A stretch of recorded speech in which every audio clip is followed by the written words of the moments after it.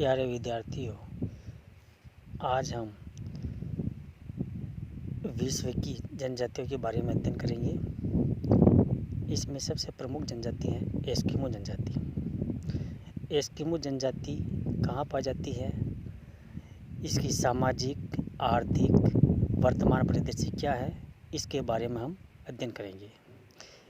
यह topic BA part द्वितीय का है, इसलिए BA द्वितीय वाले विद्यार्थी इसको आसानी से समझ सकेंगे। सबसे पहले हम यह बता देते हैं कि यह जनजाति ध्रुवीय प्रदेशों में पाई जाती है। ध्रुवीय प्रदेश से तात्पर्य है कि जहाँ पर हमेशा हिमछादित रहता है क्षेत्र, शीत प्रधान रहता है। यह उत्तरी सागर के आर्कटिक महासागर किनारा के उत्तरी भाग में, ग्रीनलैंड में, समस्त साइबेरिया प्रदेश में यह जनजाति पाई जाती है तथा इस प्रदेश में यह जनजाति विभिन्न क्षेत्रों में विभिन्न नामों से पुकारी पाई जाती है। जैसे कनाडा के उत्तरी भाग में और ग्रीनलैंड के निवासी इसके एस्किमो जनजाति के नाम से जाने जाते हैं। इसी प्रकार यूरोप में उत्तरी स्कैंडिया के लोग इसे लेप्स जनजाति के नाम से पुकारते हैं। इसके अलावा साइबेरिया के टुंड्रा प्रदेश के लोग इसे सेमोयड्स जनजाति के नाम से पुकारे जाते हैं।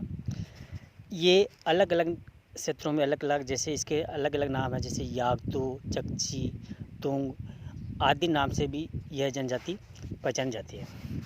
एस्किमो जनजाति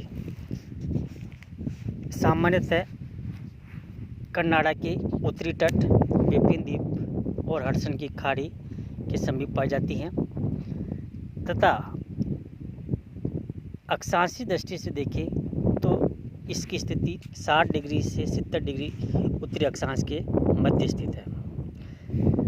इस समस्त प्रदेश में जहाँ यह जनजाति पाई जाती हैं वहाँ शीत ऋतु होती है। पूर्णतः शीत ऋतु ही पाई जाती है क्योंकि बर्फ़ जमी रहती हैं, चारों तरफ हिमाच्छादित क्षेत्र रहता है, ठंडी ठंडी हवाएं चलती है, तेज़ गति से तूफान आते हैं और केवल 2-3 महीने ही लंबी ग्रीष्म ऋतु पाई जाती है। लगभग 9 महीने शीत ऋतु पाई जाती है। हमेशा तापमान 0 से नीचे रहता है और -46 डिग्री तक भी टेम्परेचर चला जाता है। इस जलवायु में यह जनजाति ऐसी है जो वातावरण का सामना कर रही है। इसके अलावा यह जनजाति के शारीरिक लक्षण के बारे में भी अपन देख लेते हैं कि यह जनजाति, इनका चेहरा सपाट होता है और यह जनजाति के बाल काले व भद्दे होते हैं। इनका लंबाई, मतलब इस जनजाति के व्यक्तियों की लंबाई 150 सेंटीमीटर से लेकर 160 सेंटीमीटर तक होती हैं। इनका रंग हल्का पीला होता है। इनकी आँखें का रंग कत्थई होता है व पलकें तिरछी होती हैं। इनके आँखों का रंग हल्का कत्थई होता है, सिर लंबा होता है और गालों की हड्डियाँ ऊंची होती हैं तथा यह जनजाति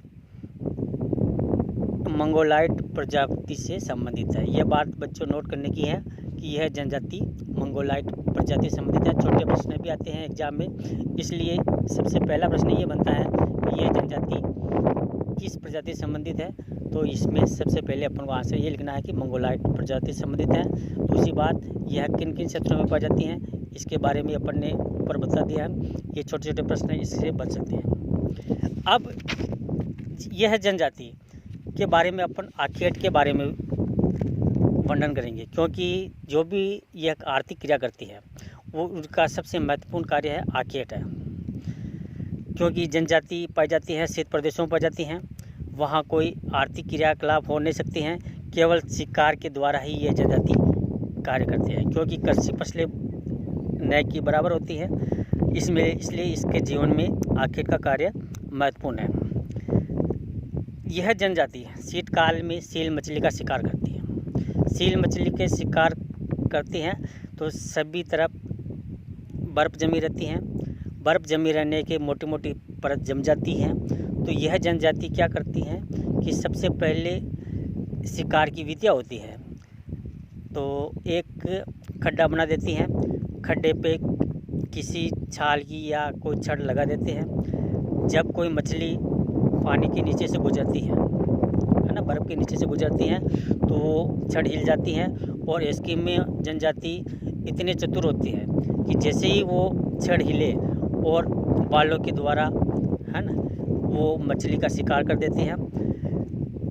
और उस मछली का शिकार करके सभी सामूहिक रूप से बंटवारा करके और अपना भोजन प्राप्त करते हैं। सर्दियाँ होने के कारण, शीत ऋतु होने के कारण या बर्फ़ जमी रहने के कारण भोजन जल्दी ख़राब नहीं होता है। ये प्रकृति का वरदान है, इसलिए उस मछली को बहुत दिनों तक चलाते हैं। और जब मछली नहीं मिले या कोई भोजन नहीं मिले तो बहुत दिनों तक इनको भूखा भी रहना पड़ सकता है। अगर यह विधि इसके माऊपोक कहलाती है। सबसे अच्छा प्रश्न इसमें से बन सकता है कि माऊपोक क्या है, तो यह अपन को बताना है कि एस्किमो जनजाति के शिकार की एक विधि है। इसमें क्या किया जाता है कि जब एस्किमो जनजाति शिकार के लिए जाती हैं तो वहाँ एक खड्डा बना देती है बर्फ़ पर, और इस पर कोई राड या कुछ भी हड्डी का टुकड़ा लगा देती हैं। जैसे ही मछली आती है वो हिल जाती हैं और एस्किमो जनजाति के जो व्यक्ति रहते हैं वो उस पर अटैक कर देते हैं। तो इस विधि को माऊपोक कहते हैं। और इसके अलावा माऊपोक के अलावा एक और विधि है इतुरपोक। इसमें 2 खड्डे किए जाते हैं। जैसे एक खड्डे से मछली आगे जाती हैं, दूसरे खड्डे में उसका शिकार कर लेते हैं। यह है इतुरपोक कहलाती है। शिकार की दोनों प्रक्रिया है। इसमें 2 छिद्रों का प्रयोग किया जाता है। केवल सिंपल बात ध्यान रखनी है कि माऊपोक में 1 छिद्र का प्रयोग किया जाता है, जबकि इतुरपोक में 2 छिद्रों का प्रयोग किया जाता है ना। तो इसमें एक मनुष्य एक छिद्र में चारा डाल देता है और दूसरे छिद्र में उसका प्रयोग कर देता है। चारा डाल दे या कुछ हड्डी का टुकड़ा डाल दे, है ना। तो एक सिरे पर तो खड्डा कर देते हैं, दूसरे सिरे पर दूसरा मनुष्य रहता है। एक सिरे से जैसे गई मछली और आगे जाकर उसका शिकार कर देते हैं। इस प्रकार यह तो हो गई अपने शीत ऋतु में शिकार की पद्धति। अब ग्रीष्म ऋतु में क्या होता है कि 3 महीने की ग्रीष्म ऋतु होती है, ठीक है ना। अब ग्रीष्म ऋतु के मार्च के बाद जैसे जैसे दिन लंबे होते जाते हैं, बर्फ़ पिघलने लगती है और धीरे धीरे खुले जल की नालियाँ बन जाती है। जैसे पानी पिघलता है ना, तो उसमें नालियाँ बन जाती हैं और इस प्रकार लोग खुले जल में शिकार करने के लिए तैयार हो जाते हैं। क्योंकि पानी, बर्फ़ पिघल जाती है, बर्फ़ पिघलने से नालियाँ और पानी दिखाई देने लग जाता है, तो वो खुले जल में शिकार करने लग जाते हैं। तो उसमें हार्पून नामक बाले का प्रयोग करते हैं, ठीक है ना। तो ये ध्यान रखना भी, एस्किमो जनजाति किससे वो अपना शिकार करती है, तो हार्पून नामक बाले का प्रयोग करते हैं, ठीक है। ग्रीष्म ऋतु में मछलियाँ साफ दिखाई देने लगती हैं। धूप सेकने के लिए वो ऊपर दिखाई देती है, क्योंकि पानी गर्मी हो गई तो मछलियाँ धूप सेकने के लिए ऊपर आती है, तो धूप सेकते समय उसका शिकार कर देती है हार्पून नामक वाले से। तो यह है जनजाति उससे शिकार करती है। इस विधि को जब उसका शिकार कर लिया जाता है तो अधिक संख्या में लोग एकत्रित होने लग जाते हैं, है ना। तो इस क्रिया को अपन कहते हैं उत्तोक कहते हैं। क्या कहते हैं? ग्रीष्म ऋतु में जो शिकार की पद्धति है उससे क्या किया जाता है? उत्तोक कहा जाता है, ठीक है ना। ये विशेष रूप से ध्यान रखना। ये है जनजाति रेनडियर कुत्तों का भी प्रयोग करते हैं। ग्रीष्म ऋतु में क्या है भाई, एक स्थान से दूसरे स्थान पर जाती हैं तो सील मछली की खाल के गाड़ी बना लेती है, जिसे स्लेज गाड़ी के नाम से पुकारा जाता है। ये छोटा क्वेश्चन बन सकता है भी, स्लेज क्या होते हैं? तो एस्किमो जनजाति भाई एक स्थान से दूसरे स्थान पर जाती हैं तो सील मछली की जो गाड़ी बनाई जाती है ना, जो कुत्ते या रेनडियर के सहारे खींची जाती हैं, उससे अपन स्लेज गाड़ी के नाम से पुकारा जाता है, ठीक है। रेनडियर जो कुत्ते होते हैं वो भी इनके मदद करते हैं एस्किमो जनजाति के लिए। इस प्रकार हमने शीतकालीन और बसंतकालीन आखेट, है ना, यानी शीतकालीन और ग्रीष्मकालीन आखेट के बारे में जीता अपन ने अध्ययन कर लिया है। और इसी के बारे में अपन ने अध्ययन करके पता लगाया कि इनका आर्थिक जीवन कैसा होता है। आर्थिक जीवन में इसमें कोई काई है, फसल है, ये फसल तो होती नहीं है, केवल शिकार के द्वारा ही, आखेट के द्वारा ही इनका कार्य होता है। इस प्रकार अपन ने आज ये टॉपिक अपन ने आर्किड का पढ़ लिया, एस्किमो जनजाति के बारे में अपन ने अध्ययन कर लिया और आगे का अध्ययन अपन अगले टॉपिक में करेंगे। जब तक के लिए आपको धन्यवाद।